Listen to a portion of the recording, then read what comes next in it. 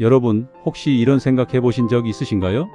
평생 열심히 일해서 모은 돈인데 막상 은퇴하고 나니 통장에 돈은 있어도 마음은 불안하다.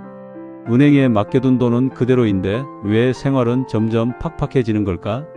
그리고 똑같은 노후 자금을 가지고도 어떤 사람은 매달 안정적인 생활을 하고 어떤 사람은 몇 년 지나지 않아 원금을 꺼내 쓰며 불안에 떨게 되는 이유는 무엇일까? 오늘 이야기는 바로 그 질문에서 시작됩니다. 특히 60세가 넘으신 분들이라면 오늘 끝까지 들어보시길 바랍니다. 노후 생활에서 가장 중요한 것은 돈의 액수가 아니라 돈이 들어오는 구조라는 사실을 말씀드릴 예정입니다. 오늘 방송에서는 세 가지를 함께 알아보겠습니다. 첫째, 은행 예금만으로 노후를 준비했을 때 실제로 어떤 일이 벌어지는지. 둘째, 많은 분들이 관심을 갖는 즉시연금은 어떤 방식으로 작동하는지. 셋째, 노후 자산을 어떻게 나누어야 보다 안정적인 생활을 할 수 있는지. 자, 지금부터 차근차근 이야기 나눠보겠습니다. 제가 얼마 전 만난 한 어르신의 이야기입니다. 그분은 35년 넘게 한 직장에서 근무하셨습니다. 젊은 시절부터 성실하게 일했고 가족을 위해 헌신하며 살아오셨죠. 은퇴 후 손에 쥔 퇴직금은 1억 원이 넘었습니다. 처음에는 마음이 든든했다고 합니다. 하지만 시간이 지나면서 걱정이 생기기 시작했습니다. 은행에 돈을 넣어두고 매달 들어오는 이자를 확인했는데 생각보다 금액이 크지 않았던 겁니다. 병원비도 필요하고 생활비도 필요하고 손주들에게 용돈도 주고 싶은데 이자만으로는 부족하다는 생각이 들기 시작한 것이죠. 사실 많은 분들이 비슷한 고민을 하고 계십니다.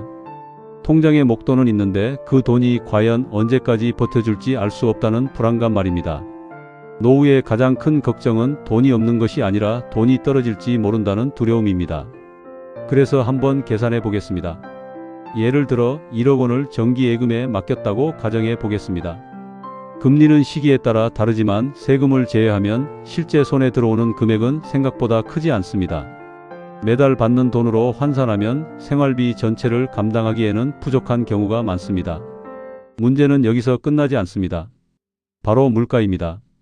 여러분도 느끼시겠지만 장을 보러 가면 예전보다 훨씬 많은 돈이 들어갑니다. 같은 돈을 가지고도 살 수 있는 물건이 점점 줄어드는 것이죠. 오늘의 50만원과 10년 뒤에 50만원은 가치가 다릅니다. 통장 속 숫자는 그대로인데 실제 생활 수준은 점점 낮아질 수 있습니다. 이 때문에 일부 어르신들은 결국 원금을 조금씩 꺼내 쓰기 시작합니다. 처음에는 한 달에 조금만 사용합니다. 그런데 시간이 지나면서 병원비가 늘고 생활비가 늘어나면서 사용하는 금액도 점점 커집니다. 그리고 어느 순간 통장을 보며 걱정하게 됩니다. 이 속도라면 내 돈이 언제까지 버틸까? 바로 이것이 많은 은퇴자들이 겪는 현실입니다. 그렇다면 다른 방법은 없을까요? 여기서 등장하는 것이 즉시연금입니다. 즉시연금은 목돈을 한 번에 맡기고 다음 달부터 연금 형태로 받는 금융상품입니다. 쉽게 말해 은퇴 후 새로운 월급을 만드는 개념이라고 생각하시면 됩니다. 많은 분들이 착각하는 부분이 있습니다. 즉시연금을 하면 갑자기 엄청난 수익이 생기는 것으로 생각하는 경우가 있습니다. 하지만 실제로는 그렇지 않습니다. 중요한 것은 수익률이 아니라 평생 이어지는 현금 흐름입니다. 매달 일정한 금액이 들어오기 때문에 생활 계획을 세우기가 훨씬 쉬워집니다. 특히 오래 살수록 그 가치가 커질 수 있습니다. 왜냐하면 사람은 자신의 수명을 정확히 알 수 없기 때문입니다. 70세에 돌아가실 수도 있고 90세를 넘길 수도 있습니다. 100세까지 건강하게 사실 수도 있습니다. 그런데 은행 예금은 원금을 계속 꺼내 쓰면 결국 바닥이 날 수 있습니다. 반면 연금은 약정된 조건에 따라 지속적으로 지급되는 구조를 가지고 있습니다. 물론 장점만 있는 것은 아닙니다. 즉시 연금에도 분명한 단점이 있습니다.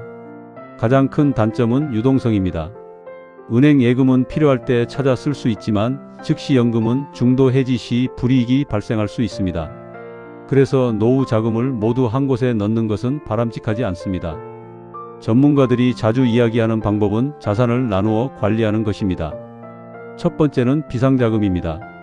갑작스러운 병원비나 집 수리비, 경조사비 등에 사용할 돈입니다. 언제든지 인출할 수 있도록 은행에 보관하는 것이 좋습니다. 두 번째는 생활비 자금입니다. 매달 필요한 기본 생활비를 마련하기 위한 자금입니다.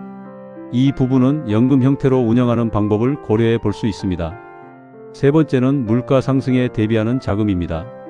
장기적으로 자산 가치를 유지할 수 있는 방법을 함께 고민하는 것이 중요합니다. 이렇게 나누어 관리하면 유동성과 안정성을 동시에 확보할 수 있습니다. 또 한 가지 많은 분들이 놓치는 부분이 있습니다. 바로 건강보험료입니다. 은퇴 후에는 예상치 못한 비용이 발생할 수 있는데 건강보험료도 중요한 요소 중 하나입니다. 소득 구조에 따라 부담이 달라질 수 있기 때문에 가입 전 반드시 확인해야 합니다. 상품을 선택할 때는 단순히 월 얼마를 받느냐만 볼 것이 아니라 세금과 건강보험료까지 함께 고려해야 합니다. 부부라면 더욱 신중해야 합니다. 모든 자산을 한 사람 명의로 집중하는 것보다 부부가 함께 나누어 설계하는 것이 유리할 수 있습니다. 배우자의 생활 안정성까지 고려해야 하기 때문입니다. 실제로 많은 재무 전문가들이 부부 각각의 노후 소득원을 확보하는 방향을 권장하고 있습니다. 이제 중요한 질문을 하나 드리겠습니다. 여러분이 원하는 노후는 어떤 모습입니까? 통장에 큰 금액이 남아있는 대신 매달 돈 걱정을 하며 사는 삶일까요? 아니면 원금 일부를 활용하더라도 꾸준한 현금 흐름 속에서 마음 편하게 생활하는 삶일까요? 정답은 사람마다 다를 수 있습니다. 하지만 분명한 것은 있습니다. 노후 준비의 핵심은 단순히 돈을 많이 모으는 것이 아니라 그 돈이 얼마나 안정적으로 나를 지원해 주느냐에 있습니다. 은퇴 후 가장 큰 행복은 부자가 되는 것이 아닙니다. 돈 걱정 없이 잠드는 것입니다. 이번 기회에 여러분의 자산을 다시 한번 점검해 보시기 바랍니다. 내가 가진 자산은 얼마인지, 그중 비상금은 얼마나 필요한지, 앞으로 10년 이상 사용하지 않을 자금은 얼마나 되는지, 그리고 그 돈이 나에게 어떤 방식으로 도움을 줄 수 있을지 말입니다. 노후는 준비하는 사람에게는 든든한 시간이 되지만 준비하지 않은 사람에게는 긴 불안이 될 수 있습니다. 오늘 이야기가 여러분의 노후 설계에 작은 도움이 되었기를 바랍니다. 지금까지 함께해 주셔서 감사합니다. 앞으로도 건강하고 안정적인 노후를 위한 유익한 이야기로 찾아뵙겠습니다.